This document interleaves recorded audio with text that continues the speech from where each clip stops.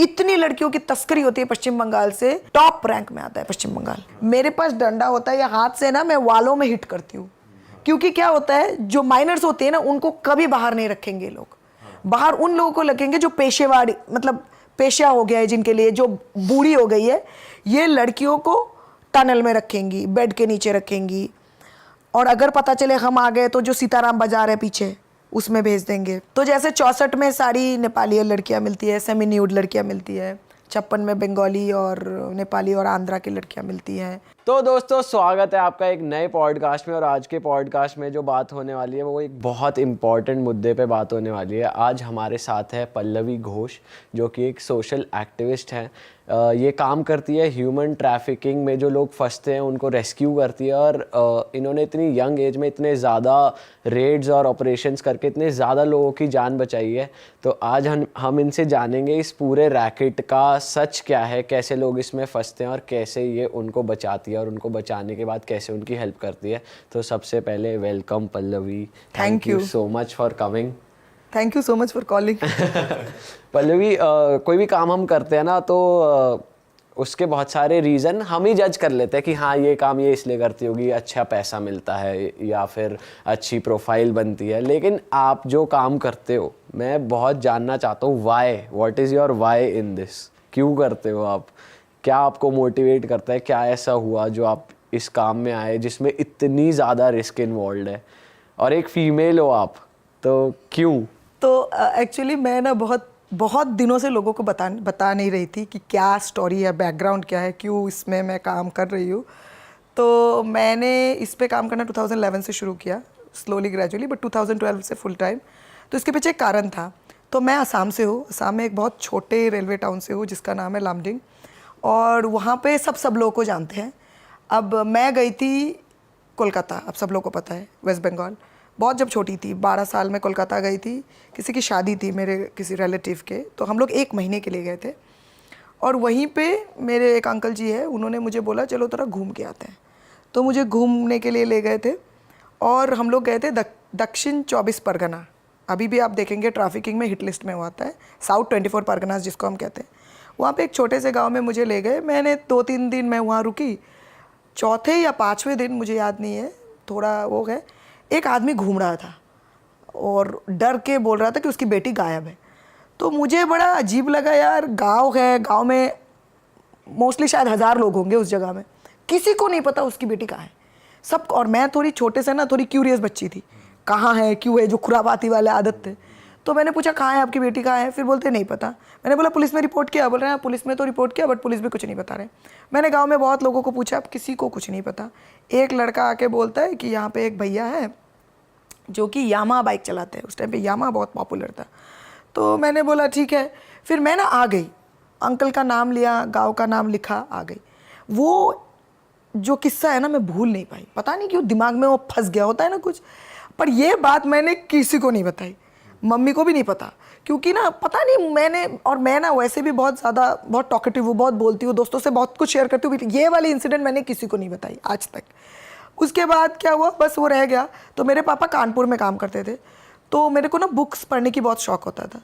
तो पर मुझे मेरे दिमाग में ये भी था, अब मेरा जो होम टाउन है उसमें जो पुलिस थाना है हमारे घर से वॉकिंग डिस्टेंस पे है। पुलिस थाना में आते जाते पुलिस वालों को कभी कभी कुछ बोल लिया, वो हंसने लगे। उनके लिए रेप मर्डर ये सब है।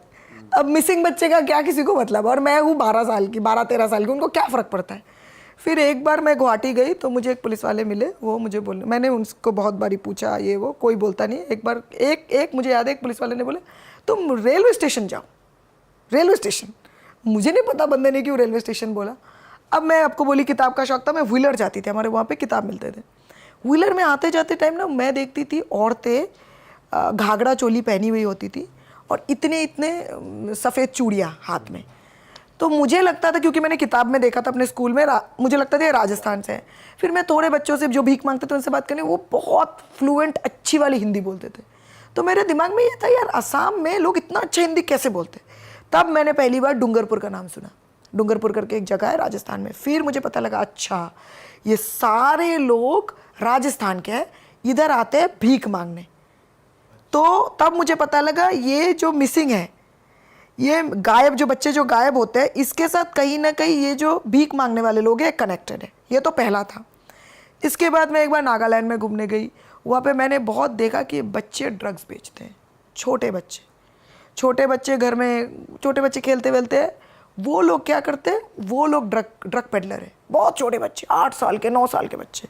और कैसे कैसे ड्रग्स रहते हैं? मतलब ड्रग्स मतलब आपको जैसे वाइट वाले ड्रग्स है, जैसे आपको कोकेन हो गया, कुछ भी हो गया। मतलब मुद्दा ये है कि उन बच्चों के पॉकेट में डाल दिया, अगले बंदा निकाल लिया। मतलब बेसिकली क्या होता है, बच्चे पे तो कोई शक नहीं करता, बच्चा इधर उधर घूमता रहता है। तो ये हुआ दूसरा किस्सा। फिर तब तक मेरा 14-15 साल हो गया था। फिर मैं दिल्ली घूमने आई। दिल्ली जब आई मैं एक बार, दिल्ली में मैंने देखा, मुझे एक लड़की मिली। वो मुझे बोलने लगी कि मेरा मम्मी का फ़ोन आया था, मैं बंगाली में बातें कर रही थी। ये शायद ग्रेजुएशन के टाइम पे एक लड़की ने मुझे बोला कि आपको पता है आप कौन सी भाषा में बात कर रहे हो? मैंने बोला बंगाली। बोले हमारे गांव में ना बहुत सारी ऐसी औरतें हैं जो बंगाली में बातें करती हैं, हरियाणा में बंगाली में बातें करते हैं। मैंने बोला भाई, अब मेरा तो दिमाग वही चल रहा था कि क्या होता है इनका। ट्रैफिकिंग तब भी मेरा क्लियर नहीं था। फिर मैंने सोचा ये हरियाणा में क्या करते हैं? बोलते नहीं, आपने उस दिन भी कुछ और भाषा में बात की थी, वो भी हमारे गांव में कोई बात करता है। तो मैंने एक टाइम पे असमीज बात किया था, एक टाइम पे मतलब बंगाली बात किया था। तो मैं वो रुक गई। फिर मैंने किसी और को पूछा कि क्या आप मुझे अपने गाँव ले जा सकते हो? अब अगले बंदे को लगता है यार ये किसको क्यों गाँव जाना है हरियाणा में। उसने मेरे को भाव नहीं दिया। फिर थोड़े दिन बाद मैंने बोला चलो ठीक है, देखते हैं कहीं और अगर पॉसिबल हुआ तो चलेंगे। तो एक लड़की मुझे गांव में ले गई। तो मैं तो एक लड़की से मिली जो पूरा एकदम फ्लुएंट बंगाली बोलती है। ऐसा कैसे पॉसिबल है, ऐसा गांव में कोई ऐसे बोल रहा है? तो उसने मुझे ज़्यादा डिटेल्स नहीं दिया, पर वो घूंघट पहनी हुई थी और उसके साथ जिसकी शादी हुई थी वो 45 साल के थे। वो खुद लड़की शायद तब 18-19 की होगी, उसके पहले जब आई थी तो बहुत छोटी थी। तो मैंने ना कहीं ना ये जो बोलते हैं ना डॉट्स को कनेक्ट किया कि ये जो मिसिंग चिल्ड्रन है इसके साथ ये क्या बोलते हैं, ये बेगिंग इन्वॉल्व है, भीख मांगना, उसके साथ ड्रग्स इन्वॉल्व है। और कहीं ना कहीं ये जो लड़कियों का ये जो जबरन शादी है ये मिक्स्ड है। फिर मुझे पता चला कुछ चीज़ें होती है जिसका नाम है मानव तस्करी, लोगों की तस्करी होती है। तब मैंने डेटा, तब तो गूगल आ गया था, उसके पहले तो हम डिक्शनरी में ही देखते थे। तब देखने लगे पश्चिम बंगाल, ओडिशा, नॉर्थ ईस्ट, इन सब जगहों से बहुत लंबे तादाद में लड़कियां गायब हो रही हैं। गायब होके कहाँ जा रही है? वो हो रहा है सोर्स मतलब जगह जहाँ से लोगों को उठाया जाता है। और दिल्ली, चेन्नई, बैंगलोर, ये सारे आपका डेस्टिनेशन जहाँ पे उनको जो भी है, चाहे वो जबरन शादी हो, चाहे वो भीख मांगना हो, चाहे वो वैश्यवृत्ति हो, उसमें फोर्स करना। तो तब मुझे पता लगा ऐसा होता है। फिर मैंने सोचा कलकत्ता इतना डेवलप्ड है यार, कैसे हो सकता है? फिर ये सब कलकत्ता में नहीं होता, ये सब कलकत्ता के इर्द गिर्द होता है। जैसे आप कैनिंग ले लो, दक्षिण 24 परगना ले लो, नॉर्थ मेदिनीपुर ले लो, डोआर्स ले लो, नॉर्थ बंगाल जिसको बोलते हैं, वहाँ की लड़कियाँ, सिक्किम की लड़कियाँ बहुत सुंदर होती है। तो उनका बहुत डिमांड है, मतलब स्पेशली प्रोस्टिट्यूशन में, स्पा में, इन सब में बहुत डिमांड होता है। इन द सेंस कि इनको मतलब एक कॉन्सेप्ट था, मुझे अभी भी याद है, जब मैं काम करने लगी इसमें तो मुझे बोला गया कि जो लोग झारखंड छत्तीसगढ़ की होगी उनको सिर्फ हम उसमें ही डालेंगे, लेबर के काम में। उनको सिर्फ लेबर के काम, उनको सिर्फ हम घर में फैक्ट्री में काम पे डालेंगे। और जो बाकी जगहों की लड़कियां हैं उनको हम प्रोस्टिट्यूशन, फोर्स्ड मैरिज इसमें डालेंगे। क्योंकि जो झारखंड छत्तीसगढ़ की लड़कियां हैं उनकी स्किन हार्ड होती है, उनका कम्प्लेक्शन डार्क होता है। तो हमको जो लड़कियां सुंदर है, जो लड़कियां गोरी है, जिनकी स्किन सॉफ्ट है, उनको हमको प्रोस्टिट्यूशन में डालना है।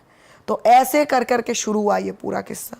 फिर उसके बाद तो फिर मैंने पढ़ाई किया, मुझे बैंगलोर में नौकरी मिली, मैंने ज्वाइन नहीं किया, मैं दिल्ली गई, मैंने बहुत लेटर्स लिखे एमएचए को। फिर एक एनजीओ ने मुझे हायर किया, बिकॉज मेरा पूरा रिसर्च का एक्सपीरियंस था, उन्होंने मुझे रिसर्च के रोल में हायर किया।